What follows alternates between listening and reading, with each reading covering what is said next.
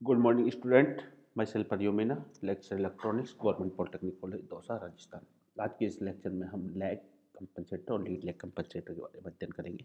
जैसा कि विगत क्लासों में हमारे द्वारा कंपनसेटर, लाप्लास ट्रांसफॉर्म और कंट्रोल सिस्टम कुछ बेसिक एलिमेंट जैसे open control system, close loop control system के बारे में अध्ययन किया गया था। अब हम कंट्रोल सिस्टम में जो कंपनसेटर होता है उसके बारे में देखेंगे। कंपनसेटर का उपयोग हम क्या करते हैं, ट्रांजिट और स्टेडी स्टेट रिस्पॉन्स को इम्प्रूव करने के लिए हम इसका उपयोग करते हैं।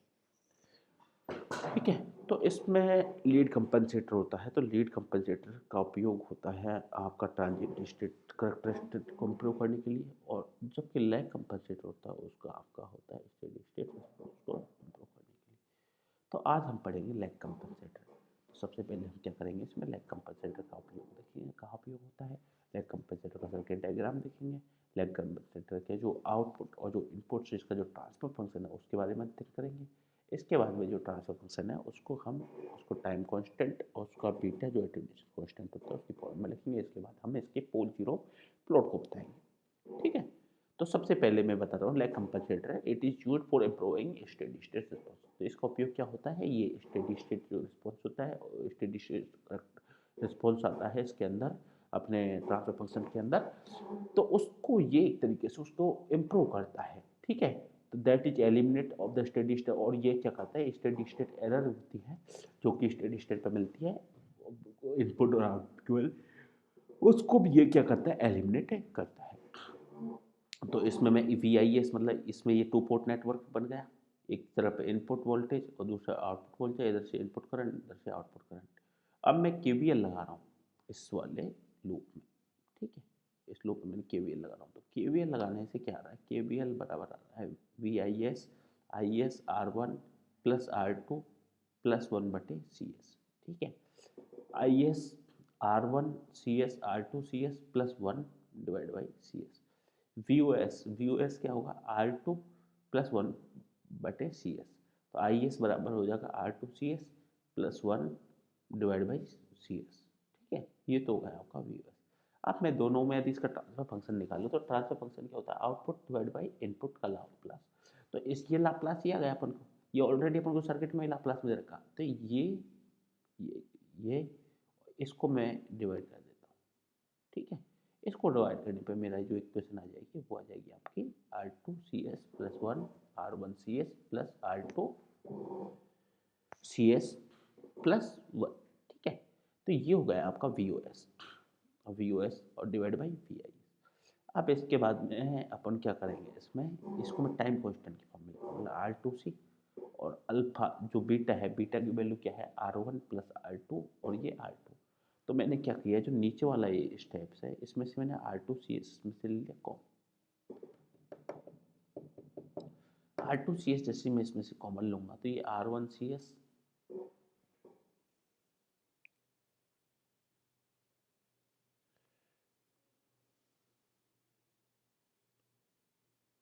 हाँ, तो ये आपकी इक्वेशन ये आ जाएगा फाइनल इसका expression R2CS R1 plus R2 divide by R2 plus 1। या इसको ऐसे में रखते हुए मैंने R2 इधर की साइड में यदि मैं R2 से R2 को काट दूँ तो ये ऊपर वाला जो हर वाला एक्सप्रेशन है वो इक्वल टू आपके आ जाएगा। अब इसमें जो टाइम कांस्टेंट है, टाइम कांस्टेंट बराबर क्या होगा R2C, और ये बीटा टाइम, ये बीटा की वैल्यू क्या हो जाएगी R1 plus R2 divide by R2। ठीक है, और ये बीटा की वैल्यू है ये क्या आएगी आपकी ग्रेटर देन 1। अब इसके अंदर आप क्या करोगे, इसमें जीरो होती है तो जीरो कितने पे आएगी, जीरो को ये आप क्या करोगे, numerator equal to zero put करोगे। जैसे ही न्यूमरेटर आपने जीरो पुट किया, ठीक है, न्यूमरेटर आपने जीरो पुट किया, तो न्यूमरेटर में जैसे ही आप इक्वल टू जीरो पुट करोगे तो इसकी वैल्यू आ जाएगी 1 एस बराबर -1/3। और पोल है तो पोल की वैल्यू आपकी आ जाएगी -s बराबर -1/pt। अब ये जो बीटा जो लिख रहा है, जो एटेन्यूएशन कांस्टेंट है, बीटा को हम एटेन्यूएशन कांस्टेंट बोलते हैं और ये टी है इसको हम टाइम कांस्टेंट बोलते हैं। तो एटेन्यूएशन कांस्टेंट में हम देख रहे हैं कि R1 plus R2 divide by R2।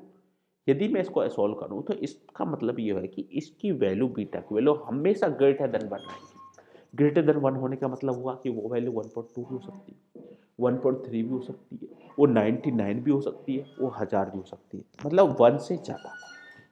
तो जैसे ही मैं बीटा की वैल्यू 1 से ज़्यादा पुट करूँगा, तो ये बीटा इसको घटाएगा, इसका मतलब पोल है, पोल की वैल्यू नियरेस्ट होगी ओरिजिन की। तो एच ये -1 बटे बीटा टी, और ये 0 है, ये पोल से ज़्यादा दूर रहेंगे। ठीक है, बीटा बराबर 1 तो पुट नहीं कर सकते क्योंकि बीटा की वैल्यू ग्रेटर देन 1 ही होगी। ठीक है, तो इस वाले को हम बोलते हैं लैग कंपनसेटर। तो लैग कंपनसेटर के अंदर क्या होता है, लैग कंपनसेटर आपका स्टेडी स्टेट रिस्पॉन्स कैरेक्टरिस्टिक को इम्प्रूव करने के लिए काम आता है। और इस वाले रिस्पॉन्स में आपका जो पोल होता है वो आपका लैग करता है, वो बिहाइंड रहता है किसके, आपकी जीरो के। हम इसको नेगेटिव एक्सिस पे देखेंगे। अब इसके बाद आता है आपका लीड लैग कंपनसेटर। ये क्या होता है इसको पढ़ते हैं। ठीक है, तो लीड लैग कंपनसेटर का उपयोग आपके जो बहुत मतलब दोनों की जो ट्रांजिएंट स्टेट रिस्पॉन्स और जो स्टेडी स्टेट रिस्पॉन्स है, इन दोनों को ये इम्प्रूव करने के लिए काम आता है।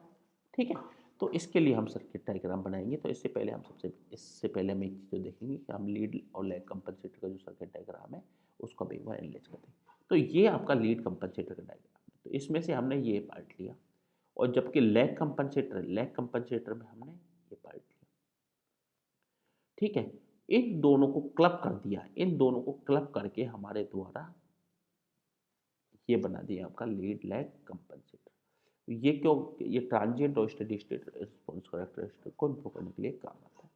अब इसके अंदर आप क्या करोगे, टाइम कांस्टेंट की वैल्यू होती है, तो टाइम कांस्टेंट होता है, वो टाइम कांस्टेंट आपका T1 है वो R1C1 होगा, और T2 है वो R2C2 होगा, और अल्फा है वो R2 divide by R1 plus R2, और बीटा है वो R1 plus R2 divide by R2। Alpha की वैल्यू लेस देन 1 रहती है और बीटा की वैल्यू ग्रेटर देन 1 रहती है। यहाँ तक। अब मैं क्या करूँगा, ये दोनों के जो एक्सप्रेशन है, ये जो ट्रांसफर फंक्शन है 1 प्लस टी एस और 1 प्लस बीटा टी एस, ठीक है, ऊपर की साइड से रखते हैं अपने लीड में ये वाला। तो चूंकि मैंने टी है वो R1C के T1 लिखा, वो R1C1 के लिए लिखा, और T2 लिखा वो R2C2 के लिए। तो इन दोनों को मैं सॉल्व करूंगा यदि इसके इनपुट रिस्पॉन्स और आउटपुट रिस्पॉन्स को KVL लगा के, या ऊपर के जो ऊपर हमने जो सॉल्व किया उसी के आधार पर। तो ये जो इसका ट्रांसफर फंक्शन आएगा, ये आएगा आपका VOS divide by VIS alpha 1 plus T1S into 1 plus T2S divide by 1 plus alpha T1S plus into 1 plus beta T2। ठीक है, तो ये हो गया आपका लीड लैग कंपनसेटर है, उसका ट्रांसफर फंक्शन, उसका ये सर्किट डायग्राम हो गया। ठीक है, ये सारी चीज़ें। अब इसके बाद में क्या करेंगे, हम लोग इसके प्लॉट करेंगे, क्या, ग्राफ। ये इसका ग्राफ प्लॉट कर दिया। तो ग्राफ को प्लॉट करेंगे तो आप एक चीज़ ध्यान रखेंगे इसमें कि अल्फा की वैल्यू लेस देन 1 है और बीटा की वैल्यू ग्रेटर देन 1 है। तो अल्फा हमेशा लीड करेगा, ठीक है, इस जीरो के रेस्पेक्ट।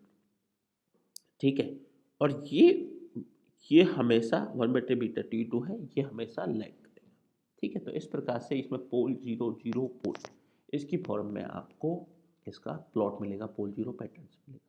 ठीक है, तो इसको बोलते हैं अपन लीड लैग कंपेंसेटर, और या इसको ही हम बोलते हैं लैग लीड कंपेंसेटर, इसको हम लैग लीड भी बोल सकते हैं। ठीक है, तो ये सारी चीज़ें, तो लैग लीड की हम क्या है, उसकी वैल्यू कैलकुलेशन करेंगे, तो ये लैग है ये आगे चल जाएगा, और लीड है वो पीछे चल जाएगा।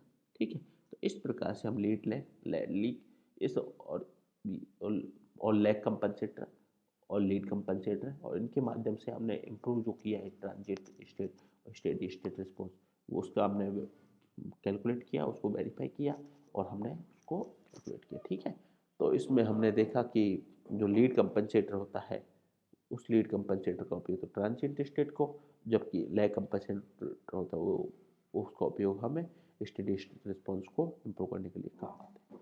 ठीक है, तो इस प्रकार से आपके कंट्रोल सिस्टम में हमने कंपनसेटर भी पढ़ लिए। ठीक है, सभी को बहुत बहुत धन्यवाद। आज की क्लास बस इतनी।